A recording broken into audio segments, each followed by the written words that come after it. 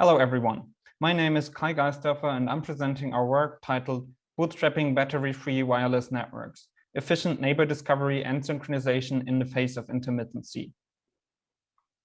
The IoT is growing to trillions of devices, and today most of these devices are equipped with a battery. Regularly replacing trillions of batteries is expensive and poses a heavy burden on the environment. As an alternative, harvesting energy from the environment and using small capacitors as energy buffers allows to build tiny, cheap, and sustainable devices that can be operated maintenance-free for decades. However, because of low energy availability and storage capacity, devices operate intermittently. That means that the devices are forced to remain inactive for most of the time, charging their energy buffer. Once they reach a turn-on threshold, they become active and start to operate, quickly draining their energy storage before turning off again. This leads to the typical intermittent execution pattern, where devices operate for a short time before being forced to recharge again. So far, the focus of research in the area of intermittent computing has been on enabling computation on individual devices. For example, recent solutions for ensuring forward progress or keeping time across power failures led to the development of the first battery-free Game Boy that runs conventional games using energy harvested from solar panels and button presses. While an individual battery-free device can already perform useful tasks, the possibilities multiply when we begin to network multiple battery-free devices. Just like in battery-powered networks, direct communication between battery-free devices enables applications that cannot be realized with only a single device. But this turns out to be quite challenging. When two devices want to communicate, they have to become active at the same time, but devices generally wake up with an offset from each other. Because the energy harvested on different devices is often correlated, the devices continue to wake up with an offset. As a result, it may take a long time until the devices finally wake up simultaneously. And this is not a one-time effort because devices have to resynchronize after every period with low energy availability.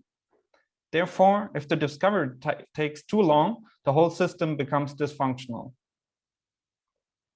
We are the first to tackle this problem of device-to-device communication between intermittently powered devices by presenting two mechanisms. FLYNC is the first neighbor discovery protocol for intermittently powered devices that breaks up the interleaving pattern by introducing random wake-up delays. The second mechanism, FLYNC, is a synchronization procedure that aligns the wake-up times of different devices to an external synchronization signal. Let us first take a look at FLYNC. Not being able to wake up while charging, the only freedom that battery-free devices have is to not wake up immediately after reaching the turn-on threshold. By introducing small, random wake-up delays, the wake-up offset between the devices also changes randomly between each wake-up. As a result, there's a chance that the offset is zero and the devices can communicate. This significantly reduces the time until devices discover each other. The FLYNC protocol is a method how a node chooses its waiting time at runtime in order to optimize discovery latency. Our key observation is that introducing random wake-up delays speeds up discovery. Our analysis shows that geometrically distributed wake-up delays perform particularly well because they introduce the highest randomness for a given mean. This helps to quickly break the interleaving pattern without lowering the average duty cycle unnecessarily. In FLYNC, we let devices adapt the geometric distribution locally at runtime to changes in energy availability.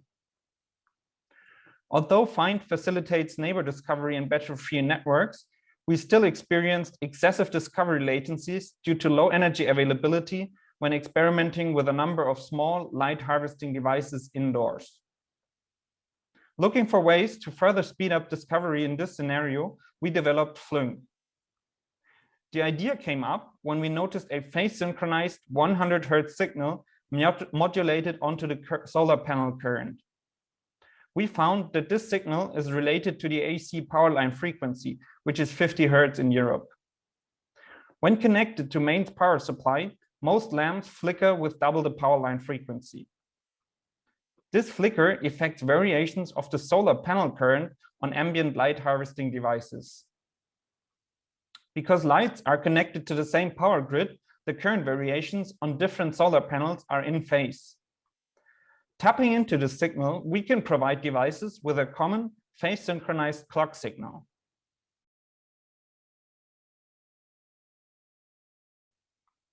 By aligning their wake-up times with that global clock, devices can significantly increase the chance for successful rendezvous and, as a result, reduce the discovery latency.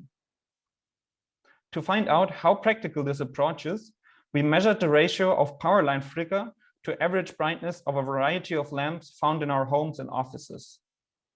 We found that the majority of tested lamps show significant flicker ranging up to 20%. This applies not only to the older fluorescent and halogen lamps, but also to most LED lamps. Motivated by this finding, we designed a circuit that is able to extract the clock signal from the panel current variations with a power consumption of less than 5 microwatts. Characterizing the sensitivity of the circuit, we found that it works with lamps with a flicker ratio greater than 0.8%, that is 14 out of 19 tested lamps. It works when devices are located in different rooms and when they receive a mixture of daylight and artificial light. The only case where the approach does not work reliably is when devices receive light from different types of lamps that may have different phase offsets between the power line signal and the emitted light.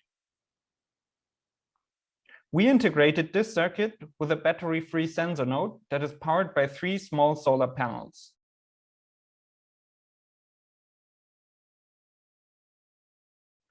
The harvesting circuit steps up the voltage from the solar panel and charges a 47 microfarad ceramic capacitor. The FLYNC circuit filters the current signal and converts it to a digital clock signal. The wireless MCU uses this clock signal to schedule its wake-ups. We used 6 of these prototype nodes to evaluate the performance of FLYNC and FLYNC under controlled conditions.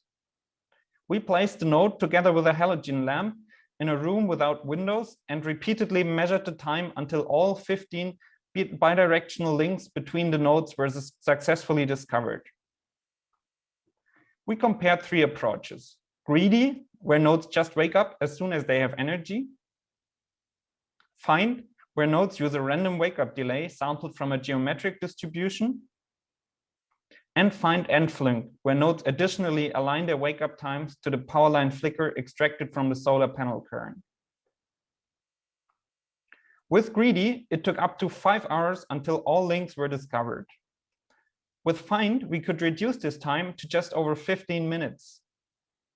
Using find and FLYNC, the maximum discovery latency was only 8 minutes.